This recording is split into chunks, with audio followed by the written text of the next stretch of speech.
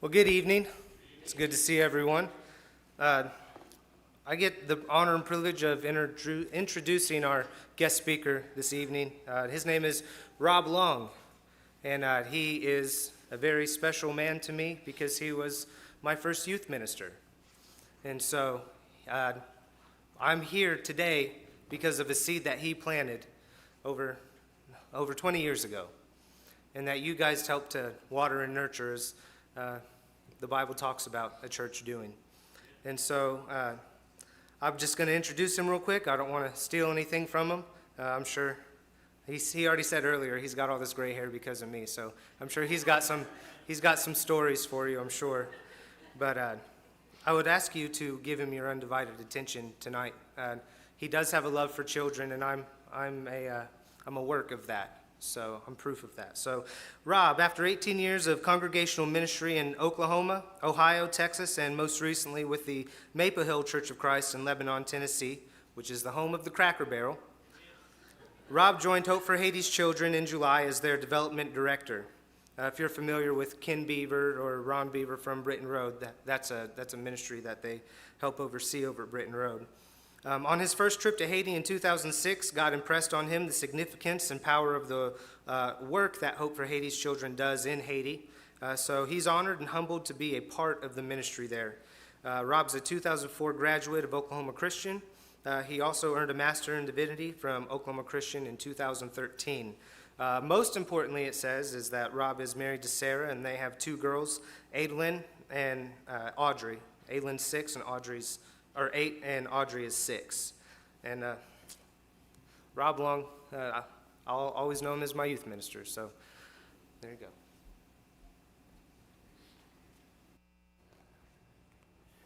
Well, Titus is the reason I didn't last very long in youth ministry. No, I'm just kidding. Titus, that was very gracious, and from the bottom of my heart, man, I'm just so proud of you. I love you, and it's just amazing to see how God's been working in your life. Love you, love your family, and honored to reconnect with you. It's already been a joy to be here. Charlie, thank you so much for helping with the techie stuff. I'm so thankful for people that have that gift. I do not, and so I appreciate your help so very much. Marty, thank you for helping to set this up as well. I really appreciate it. I'm very honored to be here. As most of you know, Mike Mazzalongo has a long history with the work in Haiti, and so I'm going to share about Haiti and specifically what Hope for Haiti's Children is doing in that country, but Mike can also be a great resource as well. And Marty, in 2012, we went on a trip together, spent the majority of our time, if I remember, in Tomazo, doing work there, and so lots of really great connections. It's an honor to be with you this evening. My wife, Sarah, and daughters, they are back in Tennessee. My wife is from Oklahoma, from Lawton, Oklahoma, and so she wishes that she could be here. I'm going to be spending time with several different churches over the next few days, and even with her parents' congregation down in Lawton. I'll be with them tomorrow, but she loves Oklahoma. I love Oklahoma too. She loves it more. Last night I picked up Taco Bueno, and I took a picture of the sack and sent it to her, and she's like, "You punk." So there's a lot. Ted, we could go on and on, but so I'm just soaking up Oklahoma for her and the whole family. It is an honor to be here. Simon Sinek wrote a book called, Start with Why. You may have heard about this book. He also did a TED Talk addressing this important question. What is your why? In other words, what drives you? What gives you purpose? Do you have purpose? You can even think about it at this level. You're here this evening, Sunday night. There are many other things that you could be doing, but you're here. You're gathering with the saints. You're praising God. You're spending time in Scripture and in prayer and song. What is your why? What drives you? What's your purpose? I think we could say, as we think about our world today, and I don't want to be overly pessimistic this evening, but I think one thing that we can say as we kind of look out over our world is that even when it comes to this question, what is your why, there are people that are floundering. And I think it might be part of the reason for some of the struggles that we're experiencing, because people have lost a sense of their why. They've lost direction. They've lost their purpose. And of course, we know when this happens, things become even more challenging, like depression and anxiety, sense of meaning. I mean, all of these things are connected. And so this evening, I'd like you to think about your why. What is your why? For me, I must admit that back in 2006, God impressed on me, and I mean, basically, he hit me right between the eyes, that at least a part of my why, I mean, what drives me, what gives me purpose, needs to involve helping those who are in need. You see, it was in 2006 that I first went to Haiti. And you see here, it's on your left, my right. I have a member from the Britton Road Church. And then on your right, that's me with some students, some young people from a school that's in the school building in City Soleil. We call it a slum area of Port-au-Prince. We were driving into, this 2006, but we're driving in to that community. When I looked out, I saw desperation on people's faces. I saw a sense of sadness in people's eyes. And then we turn the corner and we end up on the Hope for Haiti's Children property. We go to the school and things changed. I saw joy on children's faces. I heard laughter, heard singing even. It was impressed in me on that moment, not only that my why needs to involve helping people who are in need, but also that Hope for Haiti's Children in particular, followers of Jesus, had made it a point for their why to be to help these children, help this community. And I saw the difference that it makes. I saw joy. I saw hope. I saw life and vitality. And it made a difference in my own life.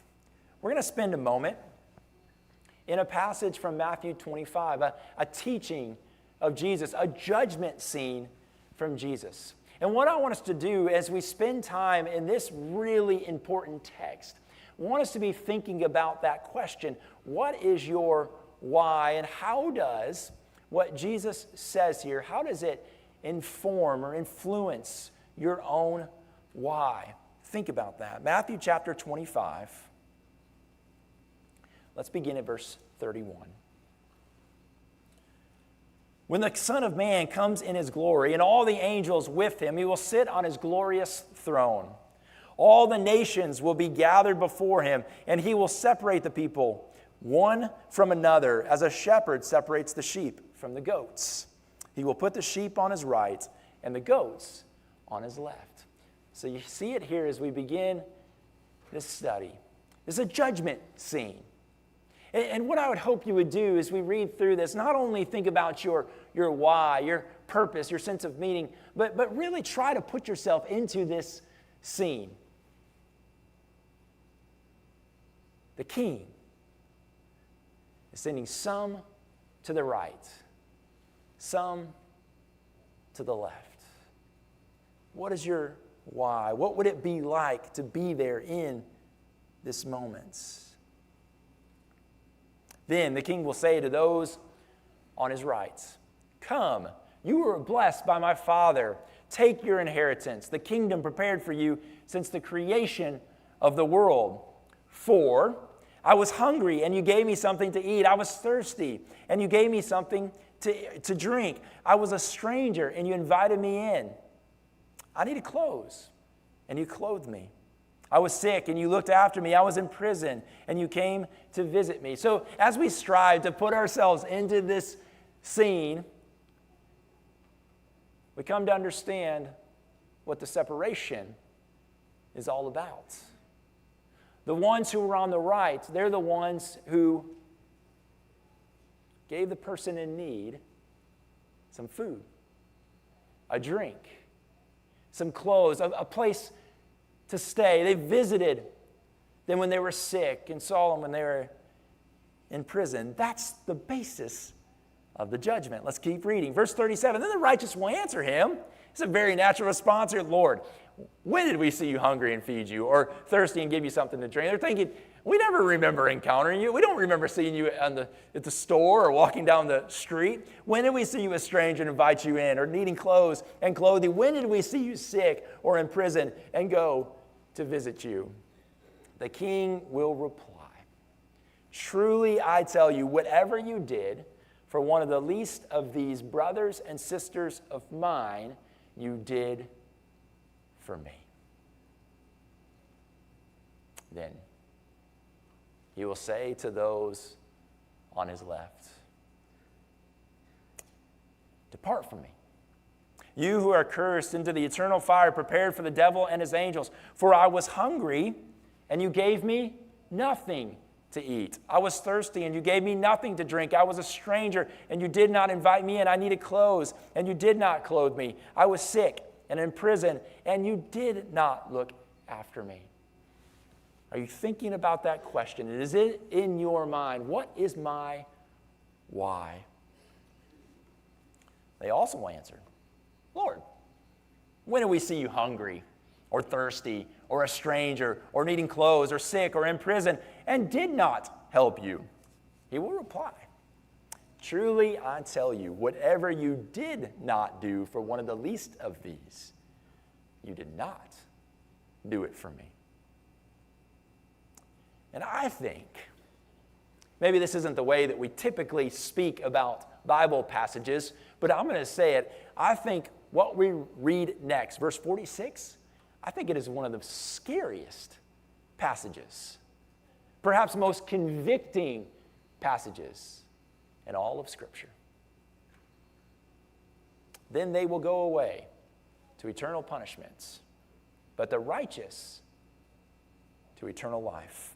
Now let's move through quickly 3 observations about the king's judgment. I'm sure as we are reading this, these are some things that you thought of or noticed. The first is this. About the king's judgment, it's based on one's response to a person in need, right? Verses 37, 38, and elsewhere. When did we see you hungry or thirsty or stranger, needing clothes, sick, and in prison? The basis of the judgment here is what you did for the person in need. We need to take notice of this. I think especially, maybe in our own culture, maybe in our own sort of church subculture, we think a lot about getting things right? Have the right clothing, talk the right way, look the right way, vote the right way. We think about all of these different things. May we not miss what the king says here. The basis of the judgment is what you do for the person in need, the one who is hungry or thirsty. It's all kinds of convicting, isn't it? We think about all of the needs, not just in Haiti, right? Let's make sure that we're letting this speak into our everyday life, all the people who are in need, and how we respond, what we do about it, impacts the judgment. The second observation is this. It has eternal consequences. Back to verse 46. Then they will go away to eternal punishment, but the righteous to eternal life. And so what we are talking about is crucial to where we spend eternity, how we respond to those who are in need, has implications for eternity. And if we hear these words of Jesus says this, right? We take notice of this. It's something that ought to be shaping our everyday lives. It should be impacting our why. If the King says this is important. I remember my dad had some rent houses. And he said about himself, like about these rent houses, he said, let's be real, I'm a slumlord. Like, these were not the nicest places. Now I'm thinking like Nichols Hills in Oklahoma City or anything like that. And so I remember one time, I was probably 23, 24 years old, and I was home with him, and he was going to go pick up some rent, these different places. And so we stopped at a couple of places, and a few of these houses, the people didn't pay. People didn't pay. Now, as a young man, I was talking to my dad. I said, Dad, you understand that this is bad business, right? You've got to make these people pay. Like, where is your letter, your eviction notice? These people need to pay. And I even think I was like kind of lecturing my dad, like, you're enabling them, and like, you need to handle this or they'll never learn the lesson. You need to know something about my dad. He has got a huge heart. He just loves people. He said, you know, Rob, I know, I've been doing this long enough, that if I evict them, and I have every right to do that, they are going to end up on the streets. And he said, we're not just talking about adults. He said, Rob, did you see the kids? What about the kids? I was like, yeah, Dad, but you're enabling them. How are they going to learn? And they're going to teach their kids these problems. And what I didn't realize in that moment as a young man, and I wish I would have gotten it, is that my dad in that moment, maybe he was doing it right, maybe he was doing it wrong, but I think he got something that I didn't get. That's the words of the King. Whatever you did do, or whatever you didn't do. And now, looking back, I'm thankful for his example of caring for the least of these, for our response has eternal consequences. And then third, what this judgment shows is ultimately the heart of God, doesn't it? Whatever you did for one of the least of these. Do you see what the King does here? He identifies himself with the one who is hungry, thirsty, and so on.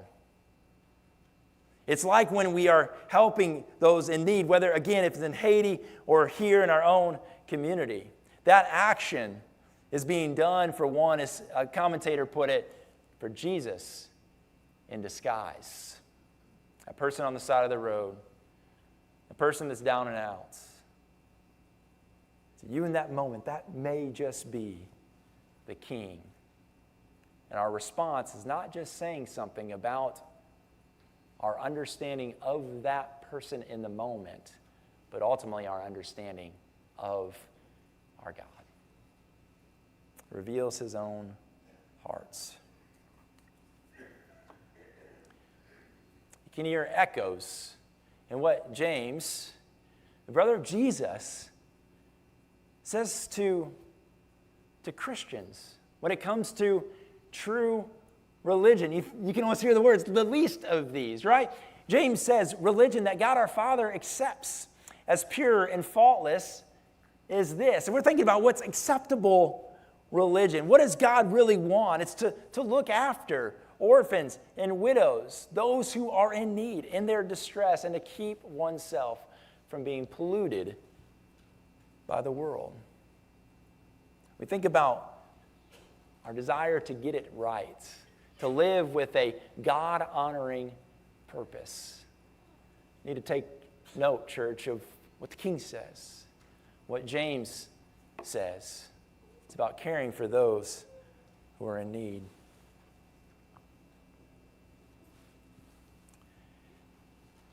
Helping others, caring for the least of these, It's not just an elective in the school of Jesus as we strive to be disciples of his who follow him. It's not just an elective, right? This is core curriculum. You talk about, well, do we need to be a people that have sound doctrine? Oh, of course we need to be people of sound doctrine. We need to be people who desire to please God in what we teach and how we read and understand the Word. That is crucial. How we do worship, all of those things are absolutely crucial to who we are, the people of God. But if we're not careful, we'll focus so much on that we'll forget also the heart and desire, God, that we care for the least of these, the down and out, the people who cannot care for themselves. You see, it's not an either or, it's a both and in the curriculum of Jesus. I don't know you all well. I don't know this congregation well.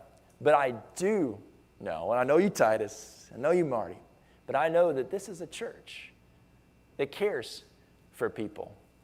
Imagine there's all kinds of unbelievable ministries that are happening. I want to say just about the trunk or treat that's coming up. When you're there, it's not just about having a fun event. But my guess is going to be if your trunk or treat is like the trunk or treats that I've been involved in, first of all, it's going to be a lot of fun and great candy and all kinds. But there are going to be some families there that are in need, that are looking for community. They're hurting. They're searching. God may be setting you all up in that moment to love on the least of these. Yes, to show your love for him in that moment. Keep your eyes open to what God may be doing. Helping others, it's not just an elective, like we go and sign up for classes. I remember doing this at Oklahoma Christian, and I was always, and I'm positive I'm not the only one, but I was looking for oftentimes the easiest classes. It was always the easiest classes, and for the electives, that is, and they couldn't be at 8 o'clock. Because back then, like as a college student, at 8 a.m. might as well be 4 in the morning. Core curriculum, it's like, okay, I got to do it, whatever. If it's 8 in the morning, I got to show up for it, right? If it's a weekend course, I got to show up for it. But I just want to impress on you this evening that helping others, it's not an elective. It's not something it's like, oh yeah, I probably should do it, or I can kind of search it out. No, this is central to what being a person of God is all about. Don't believe me? And don't read James? Go over and read Isaiah chapter 1. I don't have this passage pulled up right now. Isaiah 1. In fact, let's go look there real quick. Kind of on a roll with this. I'm stepping on my own toes here, by the way. Isaiah chapter 1. Listen to this. This is starting at verse 12. Isaiah 1, verse 12. When you come to appear before me, who has asked this of you, this trampling of my courts? Stop bringing meaningless offerings. Your incense is detestable to me. New moons, Sabbaths, and convocations. I cannot bear your worthless assemblies. Your new moon feast and your appointed festivals, I hate with all my being, God says through the prophet Isaiah. They have become a burden to me. I am weary of bearing them. When you spread out your hands in prayer, I hide my eyes from you. Even when you offer many prayers, I'm not listening. This is a message to the people of God who are doing what they believe to be the right thing. Worshiping, bringing sacrifices. But God says, I detest it. I hate it. Verse 16. Wash and make yourselves clean. Take your evil deeds out of my sight. Stop doing wrong. Verse 17, this is the clincher here. Learn to do right. Seek justice. Defend the oppressed. Take up the cause of the fatherless. Plead the case of the widow. It says get rid of that kind of worship that's full of piety and self-righteousness. And start caring for the people that you should have been caring for the whole time anyways, as you try to embody my way in the world. Get back to what you should have been doing in the first place. about Haiti. By all metrics, Haiti is the poorest country in our hemisphere. Obviously, one of the poorest in the entire world. It's experienced devastation like the 2010 earthquake, and even some after that have been really hard on them. Half of the population in Haiti is under 21 years of age. 80% live below the poverty line, living on less than $2 a day. Some of us here today spent more than $2 on a cup of coffee at some point today. For some of us, we might have even spent more than $2 on a cup of coffee twice today. That's what many live on every day in Haiti. 50% of elementary school-aged children are not in school. Of course, those who do go to school oftentimes don't make it to middle school or high school. And this one hit home for me as a parent of two school-aged kids, two girls, Madeline and Audrey. I was thinking, like, what if only one of them could go, right? 50% of my kids could go. Which one would I choose? Which one do I like having at home more than the other? I don't know how I would go about that. I was thinking, what type of opportunities would the one who went to school, what type of opportunities would she have that the other would not have because she wouldn't be able to receive an education? We all know that education is so important. You think about the population in Haiti, which only half get to go.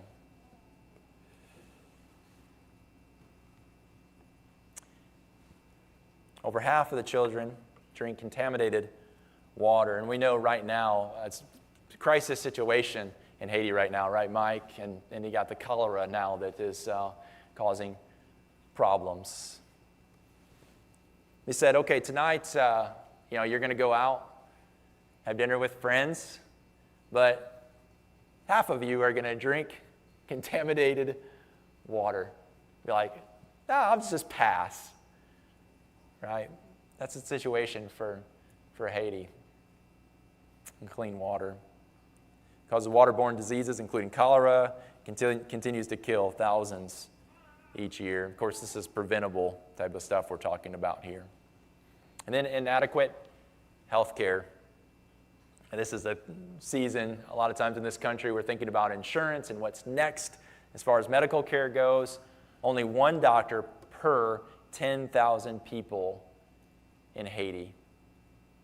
So they don't have access to the kind of medical care that we have. If you have kids, think about that. Your kid is sick. It's something that you're deeply concerned about, but there's not accessible health care for you.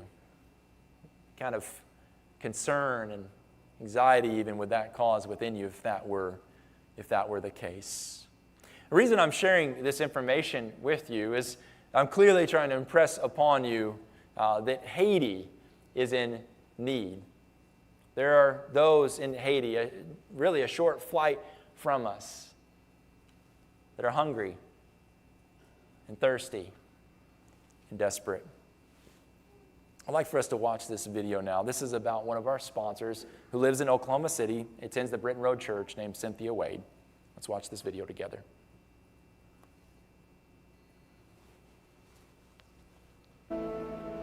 I want to tell you about a child I have sponsored for the last 12 years. His name is Joaquin Messina. When I first got him, he was he was very small, first grade. And as the years have progressed, I've watched his development. I've been able to come over here and see him during that time for about 10 times. Last year, I found out that he was wanting to take English classes. So I told him that I would be able to do that for him. So he started English classes only 3 months ago. And this year, when I came to see him, he was able to carry on a conversation with me in English. He is an absolutely remarkable young man. The first I knew of how smart he was, my son Parker had gone to the youth conference, and he came back and he told me, he said, Granny, that young man you sponsored named Monkey, he won the Bible Bowl there. And so I thought, wow. And then I was told that someone had seen him preaching at Mirabalais. And this year he told me that he was a part-time preacher at Mirabalais, that he had preached a sermon on John 3:16. So he is really amazing. His dream is to go to the university and become a doctor.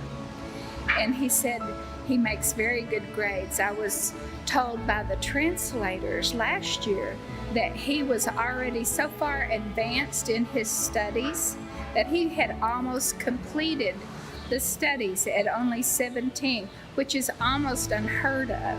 So he's going to complete his studies this year for high school, and then hopefully will score highly and be able to get into the university so he could become a doctor. He told me he wanted to become a great person for God. That was just so amazing that he was that loving and that caring and that dedicated, that he wanted to be a good Christian influence to other people. You know, in a country where voodoo is the national religion, that is so powerful. And to think that it all happened because of Hope for Haiti's Children and the sponsorship program.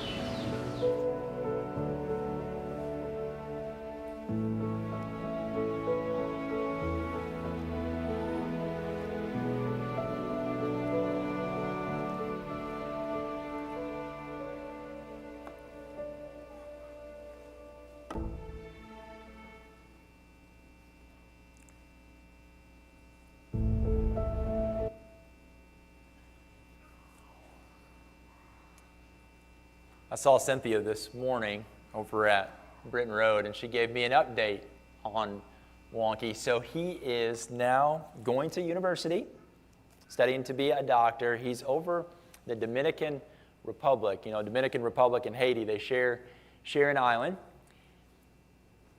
This is what amazed me, though, and this just shows me the resiliency and the strength of Haitian people. So to go do schooling over there, he was going to need to know Spanish.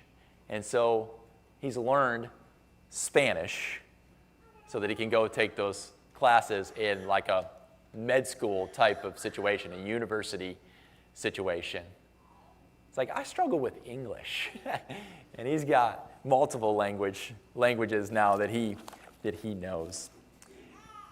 I'll have information in the foyer about child sponsorship. That's one of the big ways that Hope for Haiti's Children is able to fund all the ministries and to help these children in Haiti is through child sponsorship. Speaking of sponsorship and orphan care, we have Hope for Haiti's Children has 2 orphan homes, one in Cazaux, which is basically Port-au-Prince, and then one in an area called Tomazo, about 45 minutes from Port-au-Prince, the capital city of Haiti. We have currently about 60 children in these orphan homes. So there at the orphanage, they receive this loving care from Christian house parents. They learn these agricultural and gardening skills. They also learn other types of life skills and skills that they can apply in the marketplace, if you will, nursing and construction and beauty shop and tile laying and plumbing. So all of these great skills that they learn. So I want to share with you what somebody said. It said, children from the outside look through gaps into the orphanage and wish they could be there. They wish that they could be in the orphan home. One of the children said that being a part of a Hope for Haiti's Children orphan home is like a golden ticket for them. It's a place of love and grace and teaching, a godly example from older folks. I want to tell you for a moment, and Marty already mentioned this, I want to mention to you about Emmanuel Mytil. So Emmanuel is from Port-au-Prince. He grew up just a short ways from the Delma Church of Christ that Marty mentioned earlier. At 9 years old, his father passed away, but his mother took Emmanuel and his siblings to the Delma Church of Christ. He was able to begin going to school. He was sponsored through Hope for Haiti's Children. John Terrard, JT, Jean, that many of you know, sadly passed away recently. John Terrard saw something in Emmanuel. Now, that's the way that John Terrard was. He had these apprentices, if you will. He was a mentor and had these mentees that he would invest in and care for and show them example, teach them how to do ministry, preach and teach and care for others. Emmanuel was one of those. The opportunity to eventually go to the Delma School of Theology and receive training in ministry and become empowered and equipped to do ministry. And why this is important, two reasons. One, I believe it shows the power of Hope for Haiti's Children, the power of sponsorship, the power of Christians investing in those who might be considered the least of these, people like Emmanuel and his family. And secondly, John Terrard, seeing something in Emmanuel and investing in him. He helped Emmanuel to grow these skills to the point where, for instance, John Terrard has this radio program in Haiti that reaches thousands of people with the gospel. John Terrard said, Emmanuel, why don't you come and learn from me? Why don't you start preaching on the radio? And so that started. And even with John Terrard's passing, the radio program has not stopped. Emmanuel continues to preach. John Terrard played a big part in the Delma School of Theology. Emmanuel, again, a kid who was sponsored by Hope for Haiti's Children, has taken over a portion of the leadership for this important school that trains preachers and ministers. And so he's kind of the director of the operations over the Delma School of Theology. And so I love it because you see the ripple effect of John Terrard's ministry, but you also see the impact of Hope for Haiti's Children, the impact of Christians saying, I want to help those who are in need. I want to encourage you this week to pray what I believe to be a very powerful prayer. As a matter of fact, I think this could be a life-changing prayer. It's very straightforward. God, give me eyes to see as you see. Give me ears to hear how you hear. God, give me a heart like yours. Are you willing to pray that prayer this week? If you pray this prayer, I want to encourage you to keep your eyes wide open to how God might use you as an instrument in His hands for the King. And what might happen? You may begin to see some lives changed. And it may start with the person that you see in the mirror. God, give me eyes to see as you see. Give me ears to hear as you hear. Give me a heart like yours. In a moment, I'm going to offer an invitation. But I want to remind you of something very important this evening. I believe it might be the most important thing that I say. But you ought to remember that at one point, all of us were hungry. And God has offered His Son, Jesus, as the bread of life. And as we feast on him, we will no longer be hungry anymore. We're thirsty. We have a kind of spiritual thirst. And God has offered us his Son, the living water. As we drink from him, we will never thirst again. We're naked in our sin and shame. And God has clothed us with Christ. We're a stranger, lost and alone. But God, through Jesus, welcomes us home to him.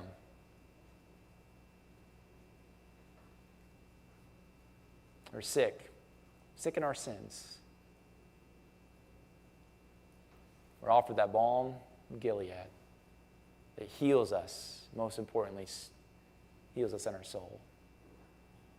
And in this, we're imprisoned in sin. We feel the weight of those shackles that hold us down, hold us in the past, hold us in our pain and shame. And in the cross of Jesus, in the resurrection of Jesus, those chains are broken. We're imprisoned no longer, and we have freedom, eternal freedom. If you don't know this Jesus, if you don't know that hope, I encourage you to change that today. You can change that. Come forward, let us know. We'll pray with you, study with you, whatever is necessary. Maybe tonight you just need the prayers of the church family. Struggling or whatever it is, we'll be glad to pray with you. If you have any needs this evening whatsoever, you can come forward now as we stand and continue to worship our glorious God.